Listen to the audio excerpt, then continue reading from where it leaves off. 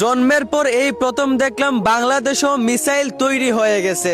সত্যি বলতে এই দৃশ্যগুলো দেখে নিজের ভেতর একটা আনন্দ কাজ করতেছে, কিন্তু খুব খারাপ লাগলো এই মিসাইল দেখে কিছু বাঙালির এই দেখলাম বাংলাদেশকে নিয়ে হাসাহাসি করতেছে। তারা বলতেছে এই মিসাইলগুলো নাকি কোনো কাজেই আসবে না। আমি বলি, ওহে বোকা বাঙালি, পাগলের মতো কথা বইল না। শুরু থেকেই মানুষ একদম উপরে উইটা যায় না। জন্মের পর কোনোদিন বাংলাদেশে মিসাইল দেখবা দূরের কথা, মিসাইলের গন্ধও পাওনি, কিন্তু জন্মের পর এই প্রথম বাংলাদেশে মিসাইল দেখলা। ইনশাল্লাহ আল্লাহ যদি চান ভবিষ্যতে বাংলাদেশ আরো দূর এগিয়ে যাবে।